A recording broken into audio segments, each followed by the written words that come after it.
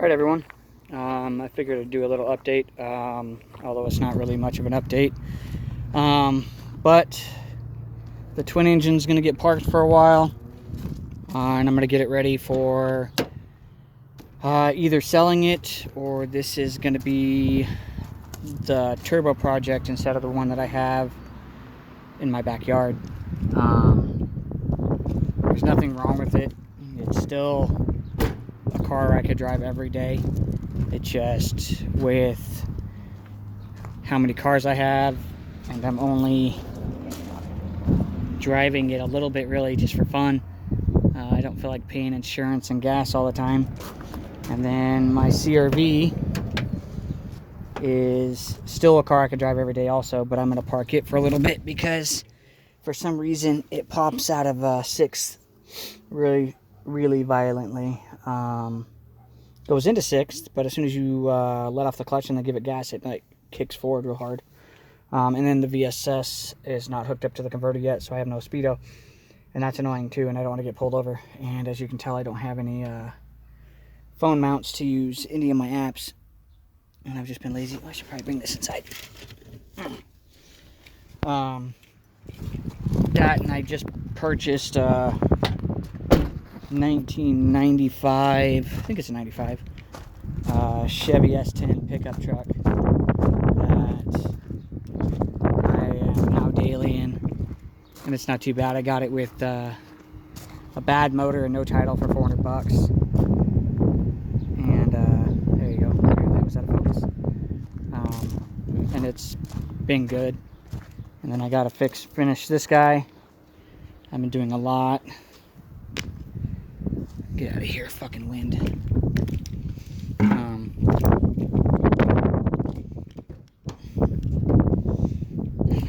Looks like a clusterfuck in here, but I'm getting it all ready. Currently tinkering with the engine harness now. All these wires that I have here are all getting shortened because I ran it across the top of the valve cover versus down by the transmission. Let's see if I can hold this and do that. It's really windy, so I don't want to put it too high up.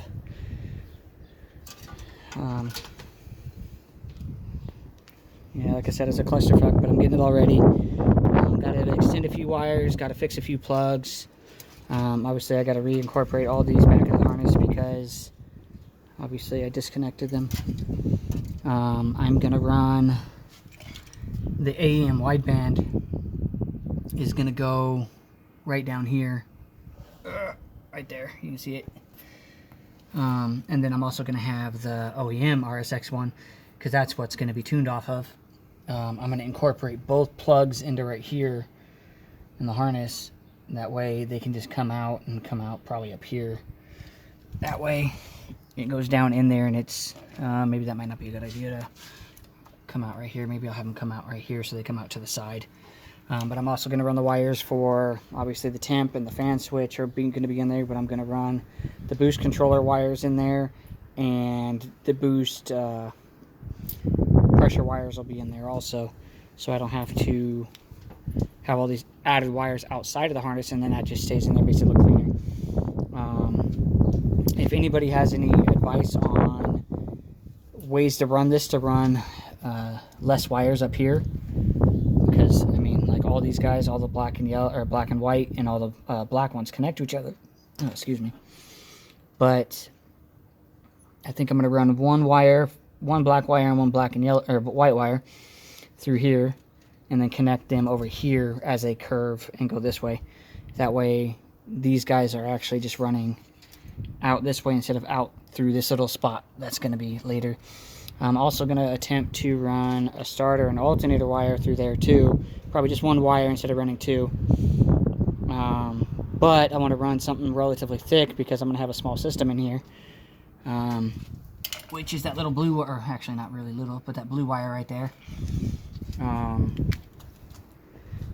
I've got so much stuff to do to this still, and it's all a slow process because of my lack of funds. But then I haven't touched my ladies project in a while. Actually, I don't even know if I posted on Facebook about this, or not Facebook, YouTube about this at all. But she's in here. I got all the automatic mounts converted, or made. They're not too bad. They are definitely overkill, because, I mean, that's some thick fucking shit right there. I mean, it's thicker than their bracket over here. I have to rebox down over there. Hold on, let's see if I can. I don't think you can see it. You can definitely see the hole there. You see it's all in it. Maybe there. Yeah, you can see the hole. I had to box all that so it re-adds strength. I mean, I don't think I really weaken this much unless I get hit sideways. And the whole point is to not get hit. And then previous owner who I sold this car to before cut that hole out there. So I'm probably going to reuse that since this is an auto harness. I don't know if I want to. Yeah, I'm definitely going to reuse that because they welded that shut too. And I haven't seen it under the dash, so I don't know how good of a weld job that is. Honestly, based on some of the other ones I've seen, probably not the best. But I've got the shifter on this guy in place. It actually sits really well. I need to make a beauty ring for it. I started and then I moved it over out of the driveway. But the shifter sits there well. I just keep not autofocusing. I apologize to everybody if it is doing that and is being annoying. What is all in here? What is that? Oh, that's where that guy went. All that's going to get removed, which was everything for converting this to B-Series auto before, so I may give that to somebody, you know, one of my subscribers, which I have like 2 of, but hey. But yeah, that's in there, and I mean, it's solid. It ain't going nowhere. Oh, I may have broke that. No, I just lifted up on the clip. Oh, it came off the clip. Okay, cool. But, I mean, I'll start working on this later. I also found, it's a CD007 Infinity transmission. I think I'm going to get that for temporary so I can start mocking up that K24 right there for my Chevy Love sitting in the backyard. That way at least I can, I mean, as you can tell, I mean, I got too much crap in here. And I'm running out of space. If I can get that and the transmission in the truck, I at least have this whole section over here open. And honestly, that'll make me feel a lot better. Side question for those of you who are still watching. I want to put an actual full exhaust system on the red car. But I am also going all-wheel drive, so I don't want to install something now that's going to go down the tunnel and fit great on the tunnel and then have to spend that money again later to have it modified or redone completely for the all-wheel drive setup. Do you guys have any ideas or, you know, suggestions on how I should do that? I'm thinking of getting all oval piping and having it done off to the side. That way when it runs down the middle, or the drive shaft runs down the middle, I should clear all that.